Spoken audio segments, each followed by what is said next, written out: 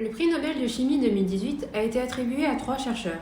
Frances Arnold pour son travail sur l'évolution dirigée des enzymes, George Smith et Sir Gregory Winter pour leurs travaux joints portant sur le phage display.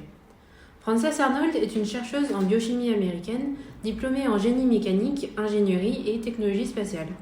Elle a travaillé pour la California Institute of Technology et elle fait partie des premiers à avoir utilisé l'évolution dirigée pour créer des enzymes capables de catalyser des réactions chimiques de manière plus efficace.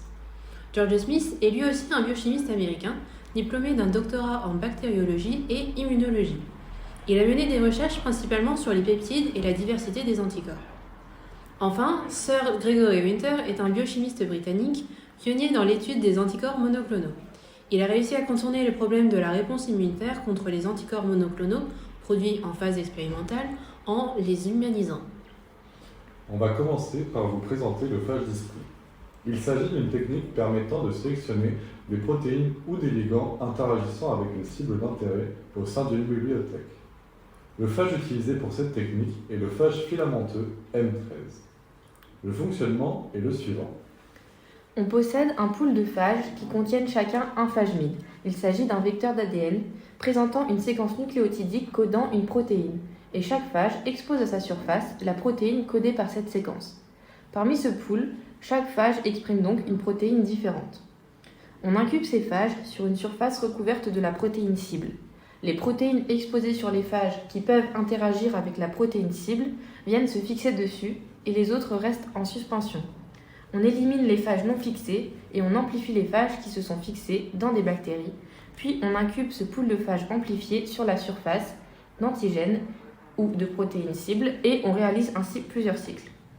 Parmi les différentes protéines exposées sur les phages qui ont été sélectionnées, on veut vérifier protéine par protéine qu'elles se fixent bien à la cible. Il s'agit de l'étape de criblage.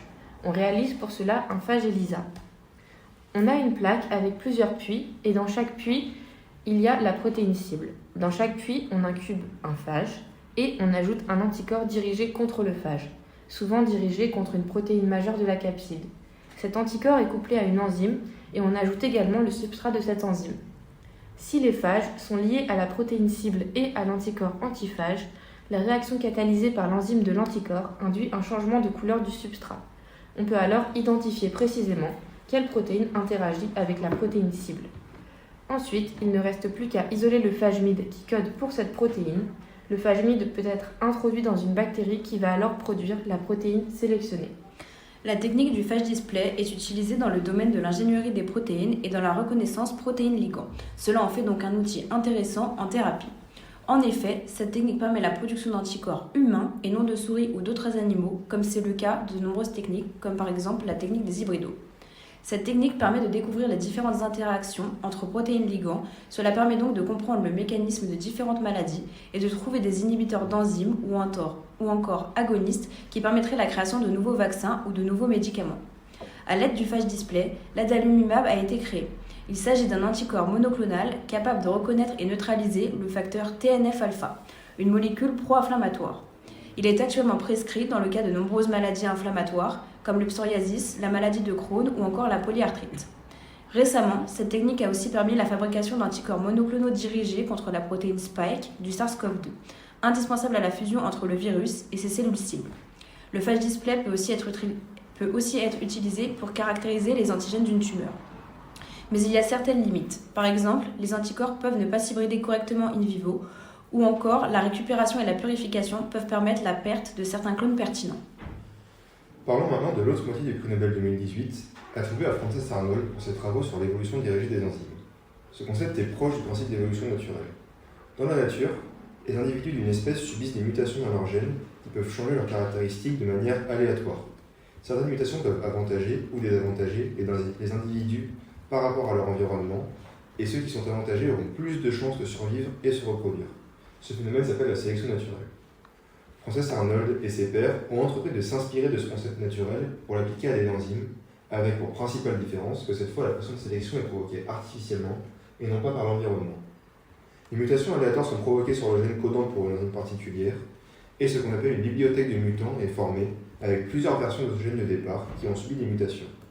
Chacun de ces gènes code pour une enzyme qui sera légèrement différente de l'enzyme de départ. Ces gènes mutants sont introduits dans des organismes capables de synthétiser l'enzyme, et celles-ci sont ensuite toutes testées sur leur efficacité catalytique ou sur leur capacité à fonctionner dans des milieux différents, par exemple. Si l'enzyme se révèle plus efficace ou intéressante que les autres, son gène est conservé, et ce sera celui-ci qui subira la prochaine mutation, en espérant obtenir une enzyme encore plus efficace que la précédente. Le processus est répété jusqu'à finalement obtenir la caractéristique souhaitée. Nous allons maintenant parler des avantages et limites de l'évolution dirigée. Nous allons commencer par les avantages. Elle permet d'élargir le rôle des protéines et des environnements inhabituels. Par exemple, la subtilisine E, dont le variant peut agir dans un solvant où l'enzyme d'origine ne fonctionnait pas. Elle devient alors 256 fois plus efficace. Ça peut aussi permettre de produire des enzymes efficaces à basse comme à haute température. Cette technique est relativement rapide et il n'y a pas besoin de comprendre le mécanisme de l'activité désirée ou de comment les mutations affecteraient les protéines. Maintenant, les limites. Une analyse à haut débit est aussi requise afin de mesurer les effets d'un grand nombre de différentes mutations aléatoires. Cela demande une recherche et un développement extensif avant qu'on puisse utiliser la protéine pour l'évolution dirigée. L'une des limites est aussi la taille des bibliothèques. Pour remédier à ça, il faut cibler les mutations, construire des bibliothèques de bonne qualité et développer des protocoles de sélection et de criblage efficaces. Pour conclure, les techniques d'évolution dirigée permettent, comme nous l'avons vu, une amélioration de certaines enzymes, mais également de mieux appréhender certaines voies biochimiques. De plus, leurs utilisations dans les industries pharmaceutiques, cosmétiques, agroalimentaires et chimiques ne cessent d'augmenter. La transposition de procédés chimiques en procédés enzymatiques a permis d'augmenter la production, de limiter l'apparition de produits indésirables et d'avoir des procédés industriels peu respectueux de l'environnement. Quant à lui, le phage display va jouer un rôle dans le développement de nouveaux médicaments et va aussi permettre de mieux connaître de nombreuses maladies. Ainsi, le prix Nobel 2018 est en train de métamorphoser le visage de la science actuelle et nous réserve encore plein de surprises.